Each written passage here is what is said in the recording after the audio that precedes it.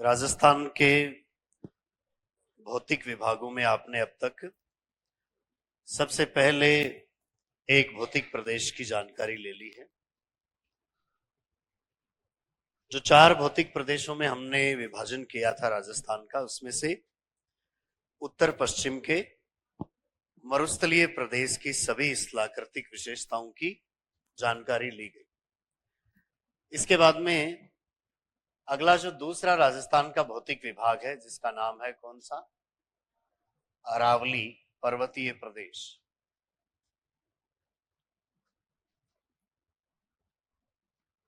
अरावली पर्वतीय प्रदेश की स्थिति, इसके विस्तार, इसकी उत्पत्ति, भूगर्भिक इतिहास, इन सब बिंदुओं की चर्चा करें तो सबसे पहली बात तो हम इसकी राजस्थान में अवस्थिति की देखते हैं।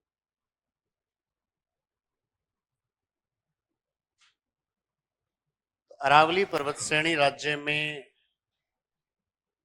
एक विकर्ण की तरह है।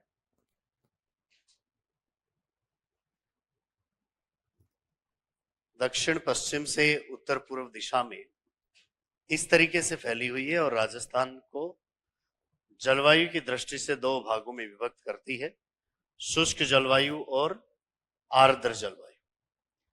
अरावली पर्वतीय प्रदेश की उत्पत्ति और इसके इतिहास की बात की जाए तो यह पर्वत श्रेणी प्राचीन भूखंड गोंडवाना लैंड का हिस्सा है।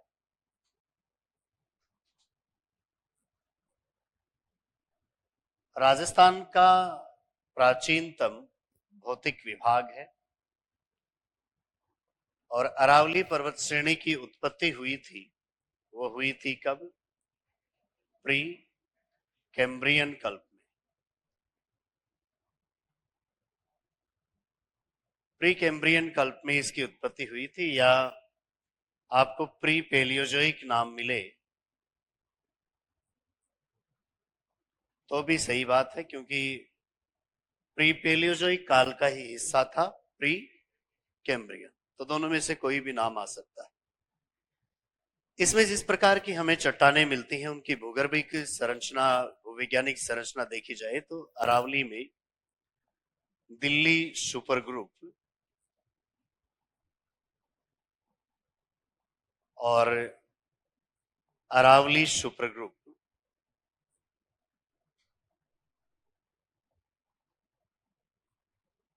की ग्रेनाइट, नीस, सीस्ट और क्वार्ट्जाइट, इस प्रकार की चट्टानें आपको अरावली पर्वत श्रेणी में देखने को मिलती है।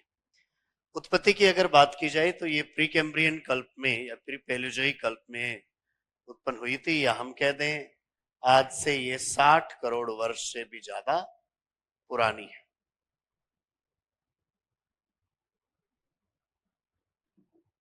तो अरावली पर्वत श्रेणी का निर्माण आज से 60 करोड़ साल से भी पहले हुआ था। उत्पत्ति के समय इसकी ऊंचाई काफी ज्यादा थी, जो वर्तमान ऊंचाई है उसकी 3 गुना थी, लेकिन लंबे समय में यह लगातार अपरदन के कारण काफी घिस गई है और अब यह कुछ अवशिष्ट पहाड़ियों के रूप में मौजूद। तो अरावली एक प्रकार की अवशिष्ट श्रेणी है, क्योंकि अत्यधिक अपरदन के बाद में इसका हमें अवशेष ही देखने को मिलता है। मूल रूप में देखा जाए तो यह वर्तमान की 3 गुना ज्यादा ऊंची रही है किसी काल में।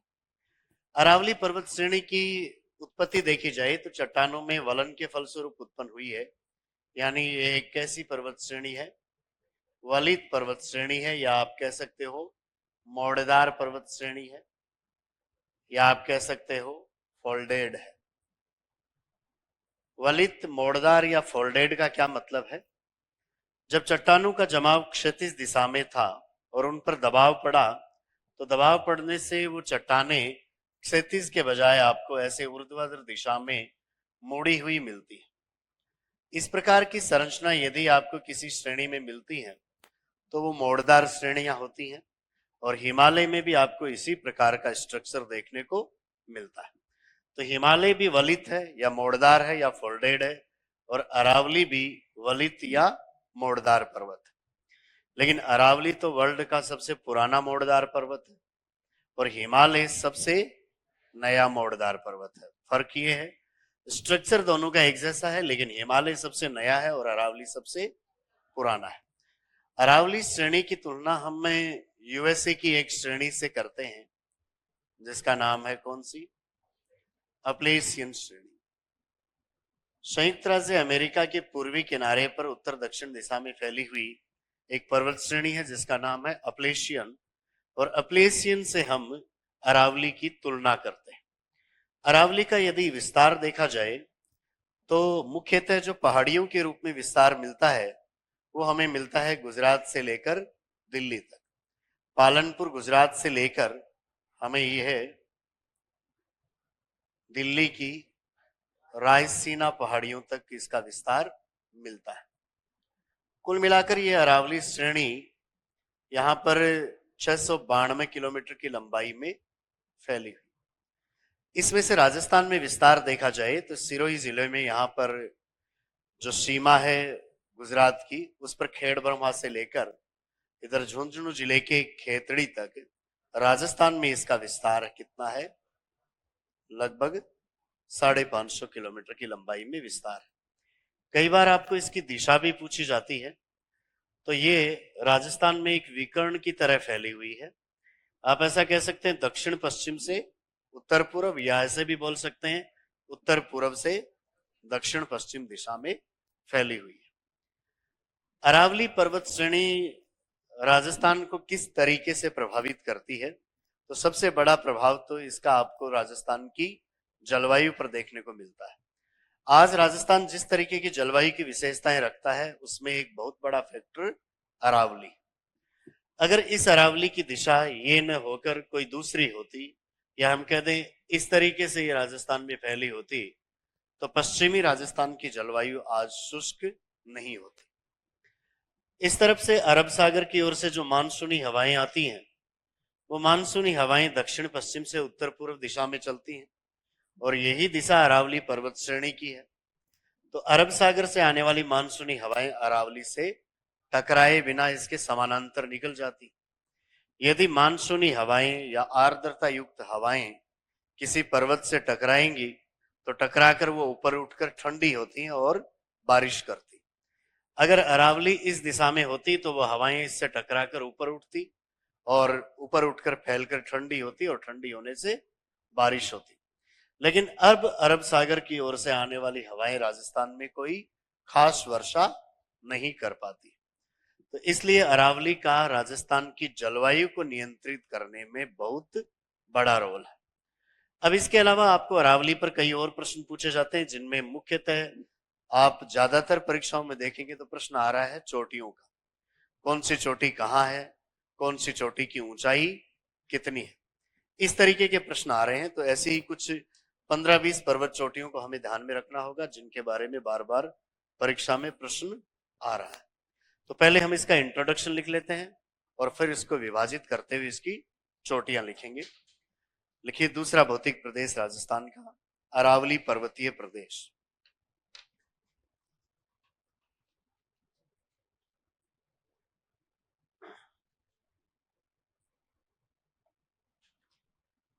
पहला बिंदु लिखिए, यह राजस्थान का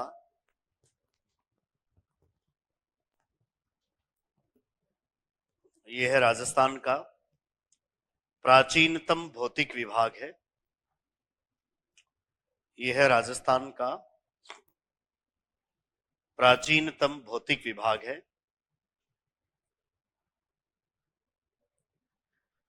जो गोंडवाना लैंड का हिस्सा है।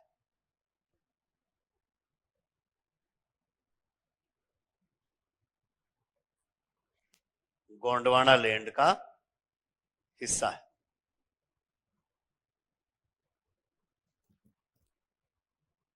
अगला बिंदु लिखिए, अरावली श्रेणी का निर्माण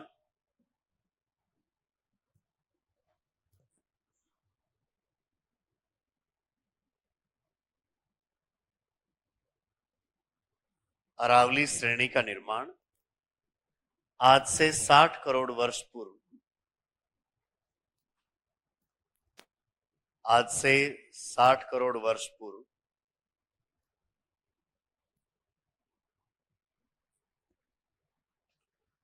प्री कैम्ब्रियन कल्प, प्री कैम्ब्रियन कल्प,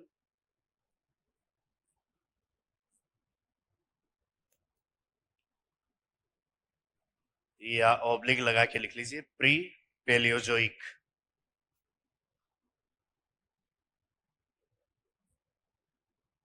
प्री पेलियोजोइक कल्प में हुआ था।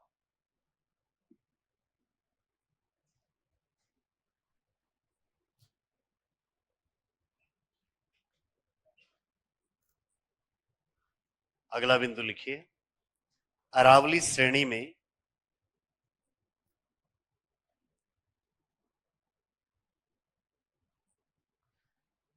अरावली श्रेणी में Delhi super group,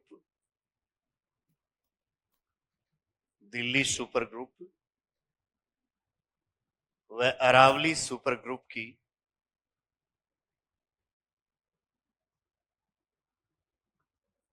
Aravalli super group की granite gneiss,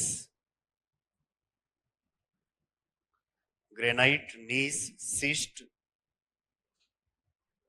granite gneiss schist व क्वार्टजाइट चट्टानें पाई जाती हैं। ग्रेनाइट नीस शिस्ट व क्वार्टजाइट चट्टानें पाई जाती।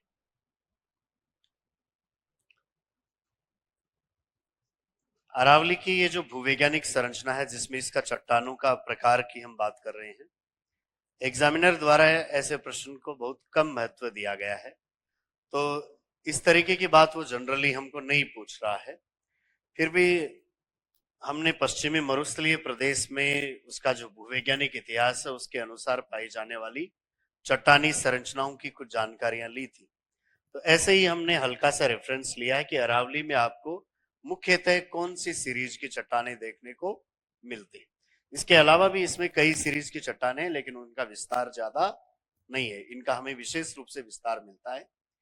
उत्पत्ति के अनुसार देखा जाए तो अरावली श्रेणी एक प्रकार की वलित या मोड़दार पर्वत श्रेणी है, और किसी समय इसकी औसत ऊंचाई जब ये अपने युवा काल में थी तो लगभग समुद्र तल से 3000 मीटर के आसपास इसकी एवरेज हाइट रही हो।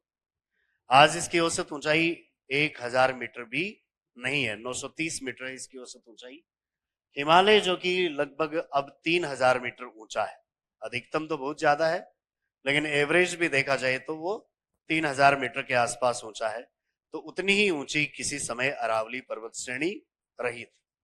लेकिन इतने लंबे टाइम में इसके ऊपर काफी ज्यादा अपरदन हुआ और अपनी अधिकांश ऊंचाई को ये खो चुकी है, नदियों द्वारा बहाकर ले जाया जा चुका है। तो ये एक कैसी श्रेणी है, अब अवशिष्ट श्रेणी के रूप में जानी जाती है। लिखिए, उत्पत्ति की दृष्टि से, उत्पत्ति की दृष्टि से अरावली एक वलित वलित या मोड़दार पर्वत श्रेणी है, वलित या मोड़दार पर्वत श्रेणी है।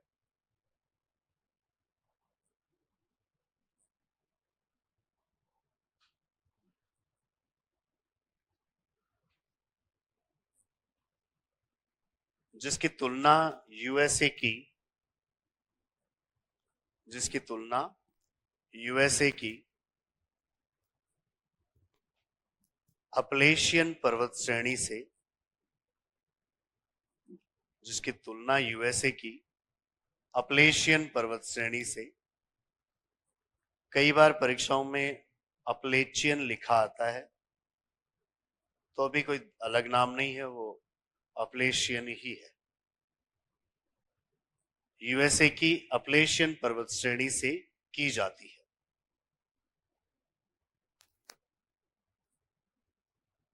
यूएसए की अपलेशियन पर्वत श्रेणी से की जाती है।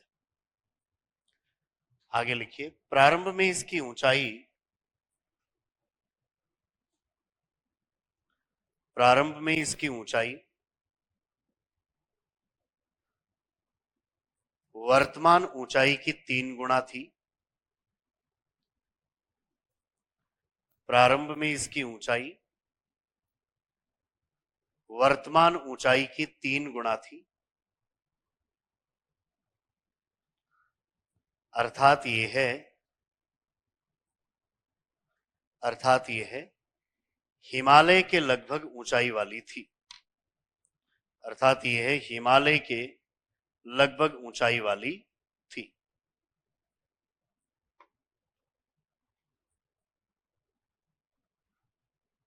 परंतु इतने लंबे समय में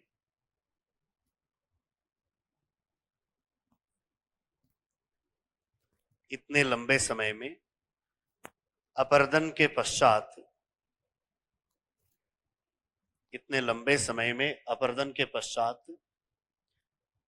अब यह एक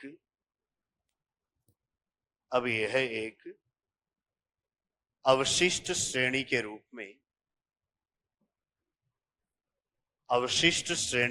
में मौजूद है। यह एक अवशिष्ट श्रेणी के रूप में मौजूद है।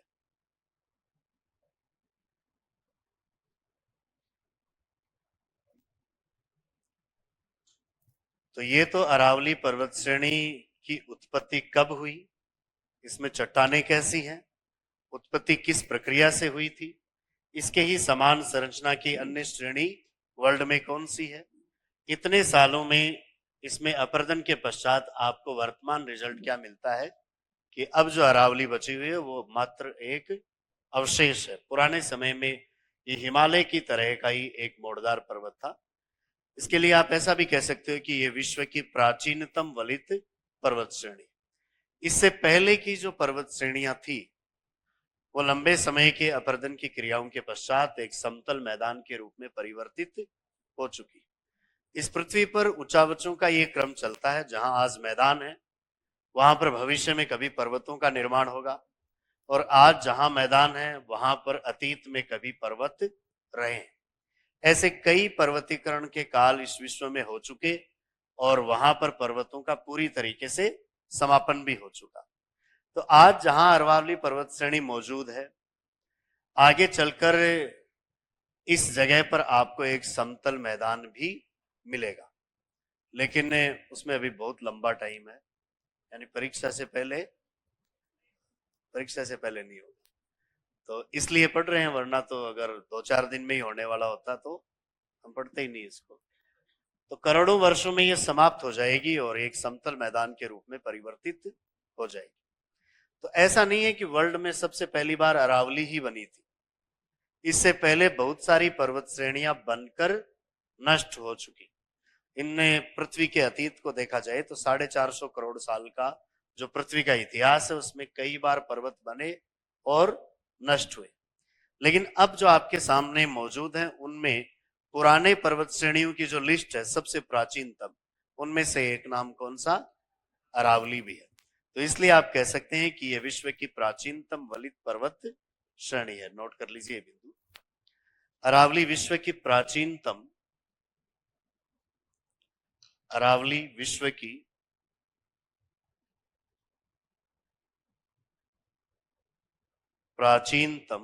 वलित पर्वत श्रेणी है।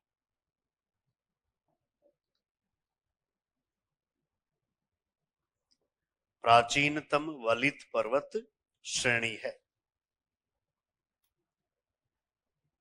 तो ये तो बात है अरावली के वर्तमान स्वरूप में आने तक की। हम यदि क्रमिक रूप से इसकी बातों को करते जाएं तो अभी हमने सिर्फ इसकी क्या पढ़ी है, हिस्ट्री पढ़ी है, प्रारंभ से लेकर अब तक ये कैसे है, किस प्रक्रिया से बनी और अब इसका रिजल्ट आपके सामने क्या है। अब हम इसके वर्तमान को पढ़ेंगे कि आपको अब इसमें क्या क्या स्थलाकृतिक लक्षण देखने को मिल रहे हैं। तो सबसे पहली बात तो हम इसकी अवस्थिति की देख लें, लोकेशन देखें, इसकी दिशा देखें। तो अरावली पर्वत श्रेणी गुजरात से दिल्ली तक 692 किलोमीटर की लंबाई में फैली हुई है, और भूगर्भ में इसकी गहरी जड़ें हम देखें तो वो अरब सागर तक गई हुई है।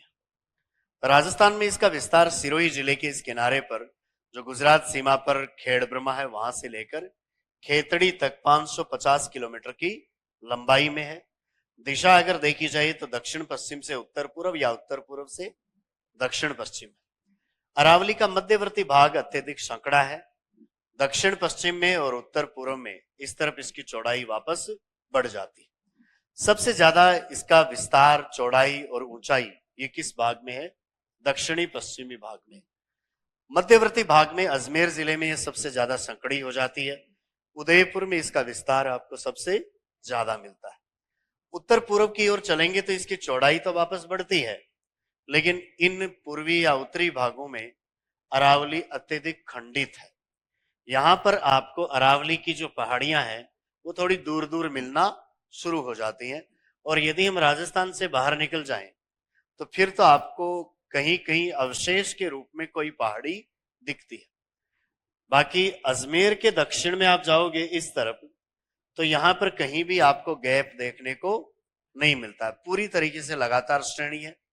अजमेर से उत्तर में आप जयपुर, सीकर, झुंझुनू, अलवर इस एरिया में देखेंगे तो ये कुछ गैप के साथ मौजूद है, लेकिन राजस्थान से बाहर देखा जाए तो दिल्ली तक वहां पर इसमें बहुत बड़े गैप देखने को मिलते हैं और कहीं कहीं अवशेष के रूप में पहाड़ियां मौजूद हैं।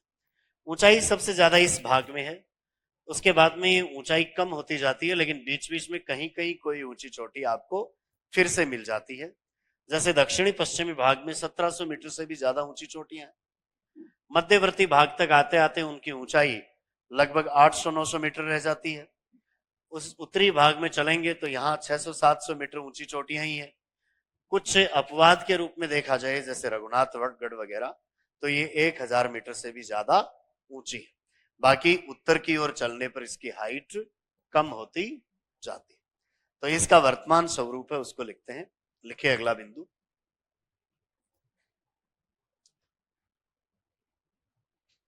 अरावली पर्वत श्रेणी, अरावली पर्वत श्रेणी गुजरात के पालनपुर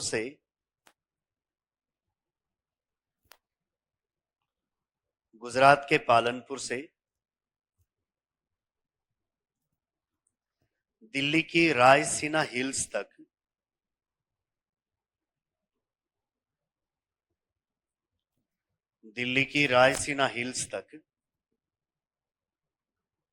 दक्षिण पश्चिम से उत्तर पूर्व दिशा में, दिल्ली की रायसीना हिल्स तक दक्षिण पश्चिम से उत्तर पूर्व दिशा में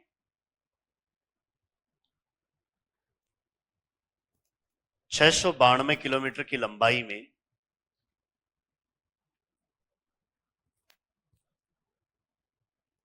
692 किलोमीटर की लंबाई में फैली हुई है।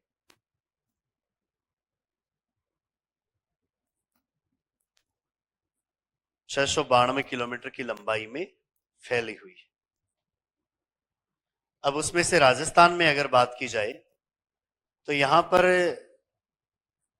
सिरोही जिले से शुरू होती है, गुजरात सीमा पर स्थित खेड़ ब्रह्मा से, और यहां उत्तर में चलें तो झुंझुनू जिले के खेतड़ी तक 550 किलोमीटर की लंबाई में। लिखिए राजस्थान में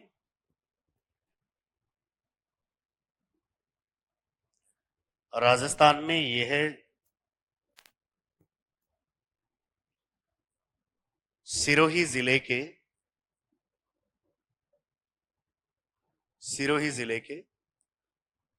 गुजरात सीमा पर स्थित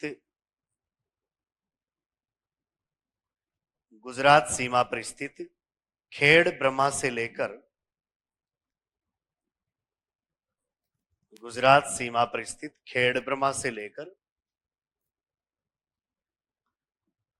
झुंझुनू के खेतड़ी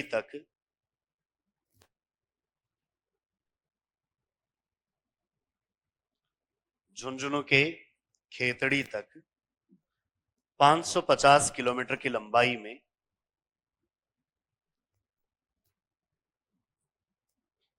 550 किलोमीटर की लंबाई में फैली हुई है।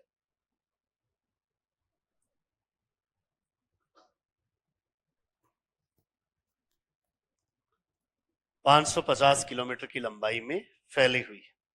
अगर हम इसका भूगर्भ में विस्तार देखें तो दक्षिण पश्चिम में इसकी गहरी जड़ें आपको कहां तक मिलती हैं? अरब सागर तक फैली हुई है। लिखिए, अरावली की दक्षिण पश्चिम में, अरावली की दक्षिण पश्चिम में गहरी जड़ें, दक्षिण पश्चिम में गहरी जड़ें अरब सागर तक, अरब सागर तक फैली हुई है।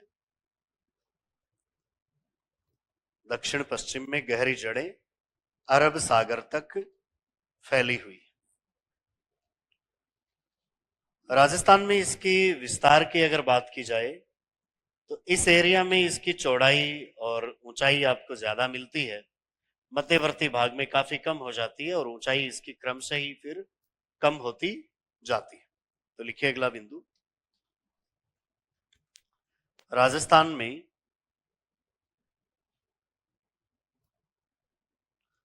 राजस्थान में दक्षिणी पश्चिमी भाग में, दक्षिणी पश्चिमी भाग में अरावली की ऊंचाई व चौड़ाई, दक्षिणी पश्चिमी भाग में अरावली की ऊंचाई व चौड़ाई सर्वाधिक है।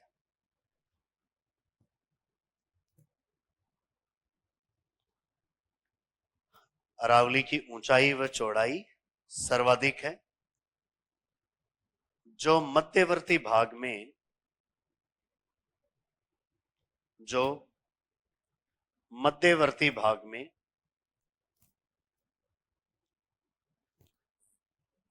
अत्यंत कम हो जाती है, मध्यवर्ती भाग में अत्यंत कम हो जाती है तथा उत्तरी भाग में,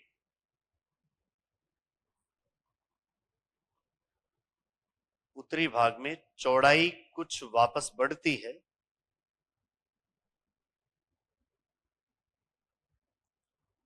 चौड़ाई कुछ वापस बढ़ती है,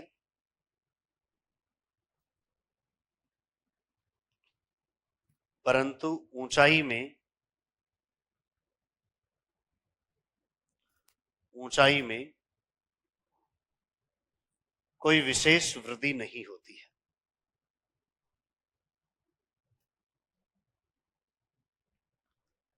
ऊंचाई में कोई विशेष वृद्धि नहीं होती। अपवाद स्वरूप एक दो चोटियां थोड़ी ऊंची मिलती हैं। बाकी आप ऐसा कह सकते हैं कि दक्षिण पश्चिम से उत्तर पूर्व की ओर चलेंगे तो अरावली की ऊंचाई घटती जाती है। आपको एक सेंटेंस के रूप में कहना चाहें तो ऐसा कह सकते हैं कि दक्षिण पश्चिम से उत्तर पूर्व की ओर चलेंगे तो ऊंचाई क्या होगी? घटती चली जाती है। लिखिए, अर्थात, अर्थात अरावली की ऊंचाई, अरावली की ऊंचाई दक्षिण पश्चिम से, दक्षिण पश्चिम से उत्तर पूर्व की ओर, उत्तर पूर्व की ओर घटती जाती है,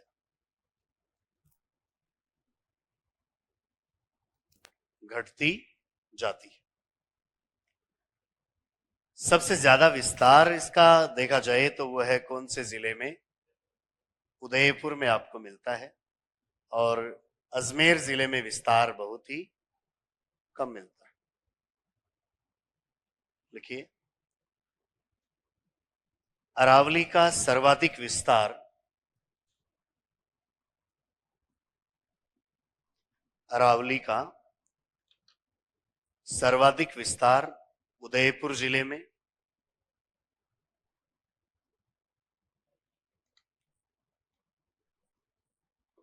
उदयपुर जिले में एवं एवं न्यूनतम विस्तार अजमेर में है।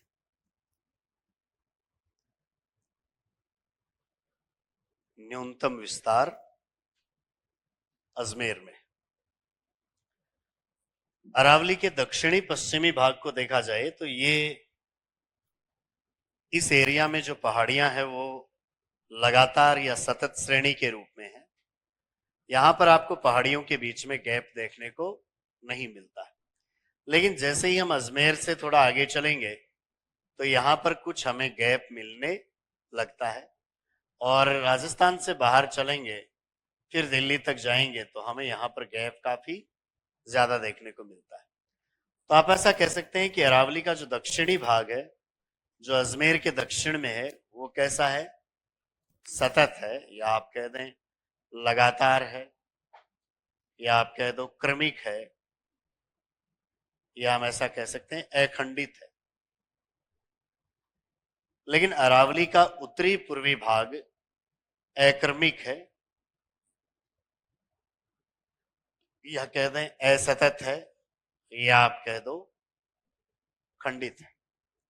तो अरावली की पहाड़ियों के बीच से एक तरफ से दूसरे तरफ जाने के जो रास्ते हैं वो आपको उत्तरी पूर्वी भागों में तो बहुत ज्यादा मिल जाते हैं, लेकिन दक्षिणी भागों में ऐसे कुछ लिमिटेड ऑप्शन है कि आप वहां से आप अरावली को पार कर पाए। इसलिए दक्षिणी अरावली में उन संकड़े मार्गों को जहां से होकर इसको पार किया जाता है उनको हम नाल के नाम से जानते हैं। तो नाल अरावली के दक्षिणी भागों में पाए जाने वाले कुछ संकड़े रास्ते हैं, तंग रास्ते हैं, उनका नाम है नाल। आप नाल कह सकते हैं या दर्रा कह सकते हैं, जो दोनों तरफ के भागों को आपस में जोड़ता है। तो ऐसे कुछ दर्रों की जानकारी हमें लेनी है अरावली के कौन से भाग में? दक्षिणी भाग में। उत्तरी भाग में आपको इस तरीके के किसी भी दर्रे की जानकारी नहीं लेनी। लिखिए अगला बिंदु।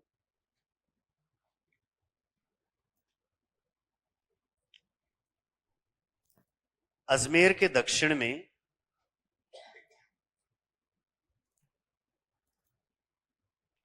अजमेर के दक्षिण में अरावली श्रेणी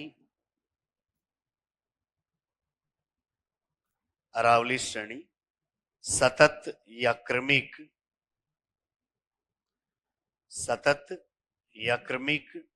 या अखंडित है।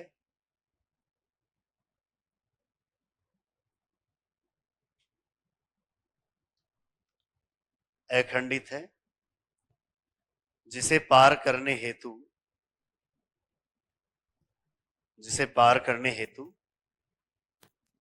कहीं कहीं पर संकड़े रास्ते हैं।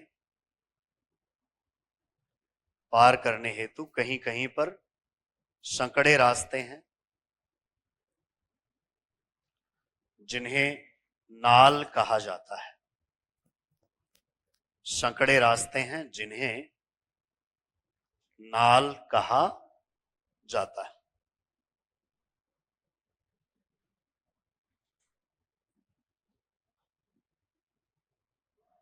आगे लिखिए। तथा अजमेर के उत्तर में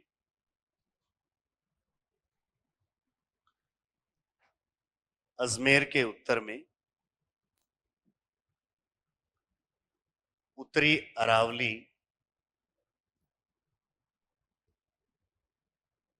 अरावली असतत या खंडित है।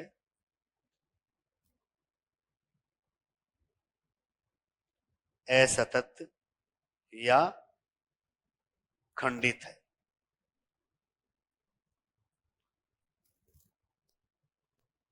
तथा खेतड़ी से दिल्ली के बीच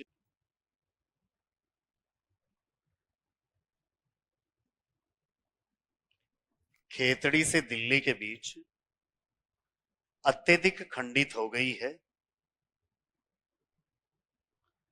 खेतड़ी से दिल्ली के बीच अत्यधिक खंडित हो गई है,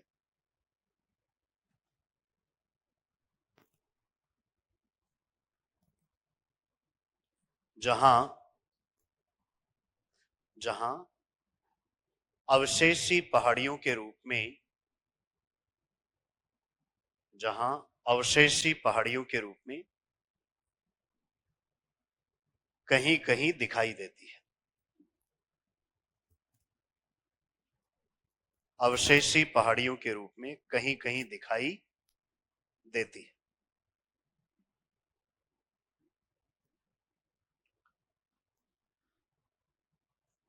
अरावली पर्वत श्रेणी में अलग अलग एरिया में हम अगर नाम की बात करें तो इसमें हमें कुछ बेसिन के अलग अलग नाम देखने को मिल जाते हैं। जैसे दक्षिणी अरावली में पहाड़ियों से घिरा हुआ तस्तरी नुमा बेसिन है, वो है कौन से एरिया में? उदयपुर के गिरवा में। तो आपको कई जगह ऐसी सेब पूछी जाती है कि तस्तरी नुमा बेसिन आपको कहां मिलता है, तो उदयपुर जिले के गिरवा में मिलता है। कई बार प्रश्न ऐसा पूछ लिया गया है। एक ऐसा प्रश्न आपको पूछा जाता है कि सर्पिलाकार पहाड़ियां आपको कहां देखने को मिलती है, तो सर्पिलाकार या हम कह दें नाग पहाड़ियां, ये आपको मिलती हैं कहां पर? अजमेर में। गिरवा बेसिन कौन से जिले में? उदयपुर में। अरावली की पहाड़ियों में ग्रेनाइट चट्टानों वाले भागों में कहीं कहीं अपरदन इस तरीके से हुआ है कि पहाड़ियों का ऊपरी भाग है वो सांप के फन की तरह झुका हुआ है। तो आपको इनकी पहाड़ियों में सर्प के फन जैसी आकृति में या फनाकार पहाड़ियां कहां मिलती हैं, तो ऐसा कुछ विशेष एग्जाम्पल आपको मिलता है कहां? सेंदड़ा पाली में। इसके अलावा अरावली बेसिन को तोरावाटी के नाम से कहा जाना जाता है, तो तोरावाटी के नाम से जानते हैं किस एरिया में? शेखावाटी। अरावली की पहाड़ियों को हम मेरवाड़ा की पहाड़ियां कहां कहते हैं?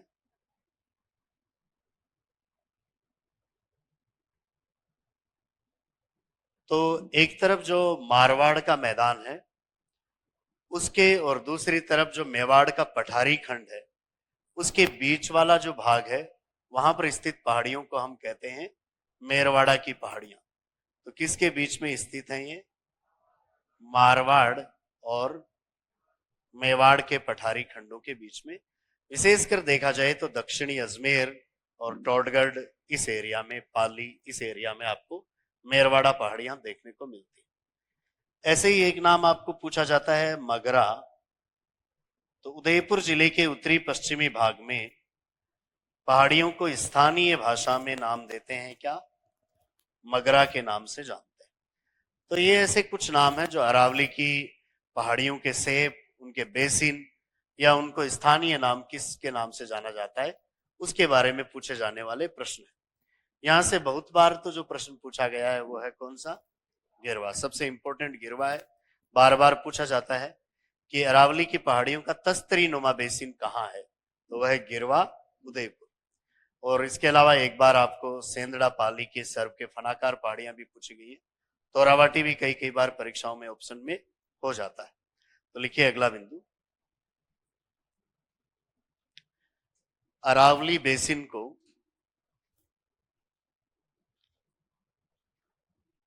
अरावली बेसिन को विभिन्न स्थानों पर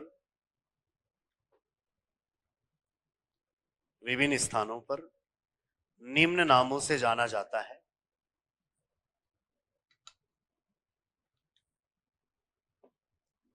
निम्न नामों से जाना जाता है।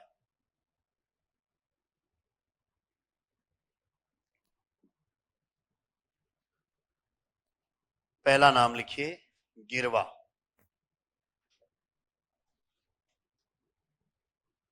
गिरवा। और इसके सामने लिखिए उदयपुर जिले में पहाड़ियों से घिरा हुआ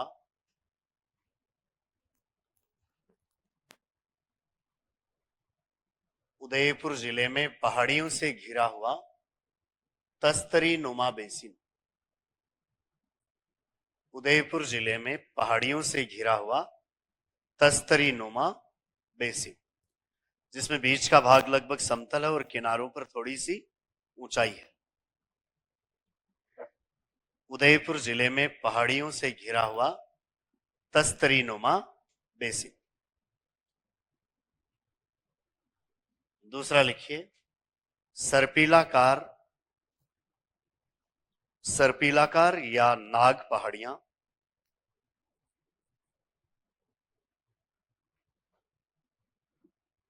सर्पिलाकार या नाग पहाड़ियां, और इसके सामने लिख लीजिए अजमेर में।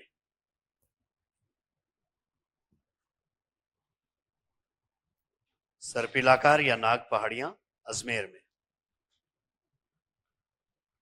नेक्स्ट लिखिए, सर्प के फन जैसी आकृति की पहाड़ियां। सर्प के फन जैसी आकृति की पहाड़ियां, या कह दिया जाए फनाकार पहाड़ियां। सर्प के फन जैसी आकृति की पहाड़ियां, इसमें जगह लिखिए सेंदड़ा पाली। सेंदड़ा पाली।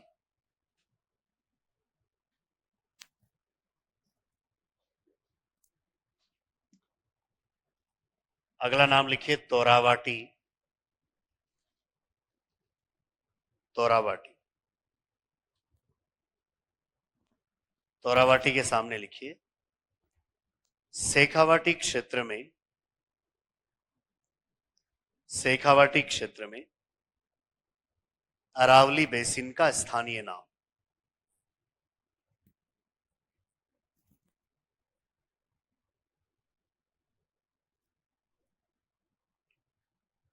अरावली बेसिन का स्थानीय नाम। नेक्स्ट लिखिए मेरवाड़ा की पहाड़ियां। मेरवाड़ा की पहाड़ियां,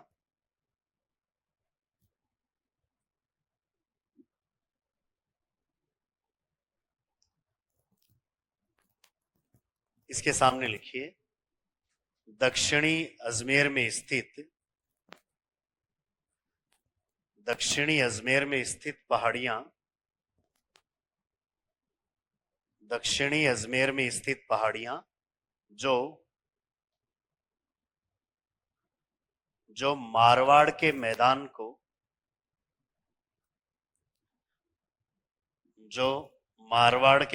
को मेवाड़ के पठारी खंडों से अलग करती है। जो मारवाड़ के मैदान को मेवाड़ के पठारी खंडों से अलग करती है।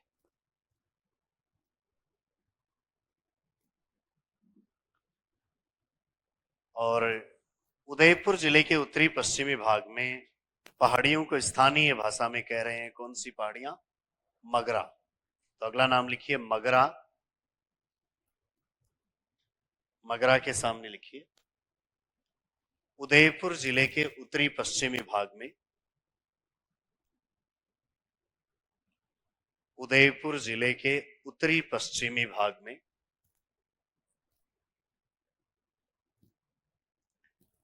पहाड़ियों का स्थानीय नाम।